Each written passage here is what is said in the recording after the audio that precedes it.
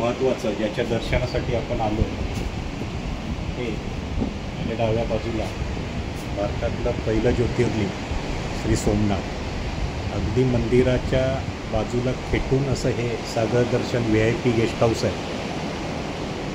मंदिरापासून hardly 400-500 metre अंतरावर, त्यामुळे इथून मंदिराचं दर्शन पण होतं. आणि हा समोर पूर्ण असा निळाशार समुद्र.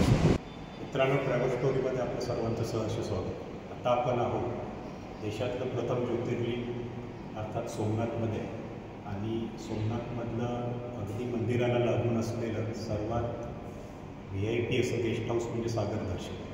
चला तर आपण सागर दर्शनमधल्या सुपर डिलक्स रूमची एक झलक पाहू.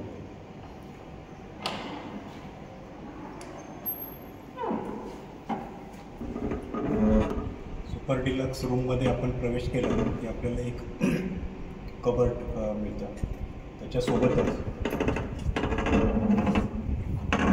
इकडं डाव्या बाजूला अतिशय उत्कृष्ट असं बाथरूम, गरम थंड पाण्याची सोय आणि सर्व एकत्रित असं सुसज्ज असं अटॅच बाथरूम. आणि त्यानंतर आपण आतमध्ये आल्यावर एक ड्रेसिंग टेबल, त्याच्यानंतर कॉमन AC आहे, सेपरेट AC नाही.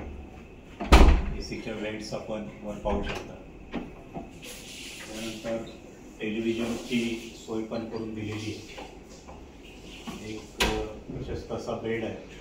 जरी आपल्यासोबत लहान मुलं असेल तरी फारशी अडचण येणार नाही, या पद्धतीने हे केलेलं आहे. आरामासाठी अतिशय उत्तम असं एक फ्रेश चेअर पण दिलेली आहे.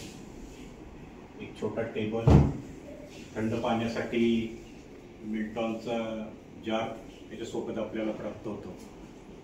आणि बैठकीसाठी काही चेअर्स आणि टीपॉय पण त्याच्यासोबत आहे.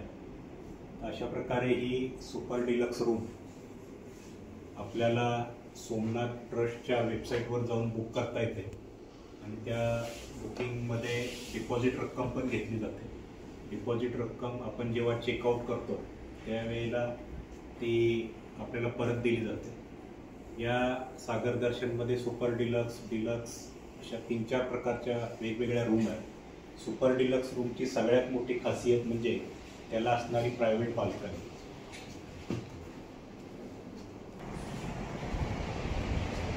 ही प्रायव्हेट बाल्कनी आहे. या प्रायव्हेट बाल्कनीच्या समोर आपण बघितलं तर आपला अथांग निळाशार समुद्र, आणि सर्वात महत्त्वाचं ज्याच्या दर्शनासाठी आपण आलो हे आपल्या डाव्या बाजूला भारतातलं पहिलं ज्योतिर्लिंग श्री सोमनाथ, अगदी मंदिराच्या बाजूला खेटून असं हे सागर दर्शन VIP गेस्ट हाऊस आहे. मंदिरापासून हार्डली 400-500 मीटर अंतरावर, त्यामुळे इथून मंदिराचं दर्शन पण होतं. आणि हा समोर पूर्ण असा निळाशार समुद्र. त्यामुळं सोमनाथला येण्याचा प्लॅन करत असाल तर सागर दर्शन गेस्ट हाऊस हे अतिशय उत्तम डेस्टिनेशन आपल्यासाठी होईल असं मला वाटतं. या दर्शन गेस्ट हाऊसचं बुकिंग कसं करावं किंवा मंदिराकडे कसं यावं, या सर्व गोष्टींच्या डिटेल्स पाहण्यासाठी आमचे यापूर्वीचे व्हिडिओज नक्की पहा. आपल्याला हा व्हिडिओ आवडल्यास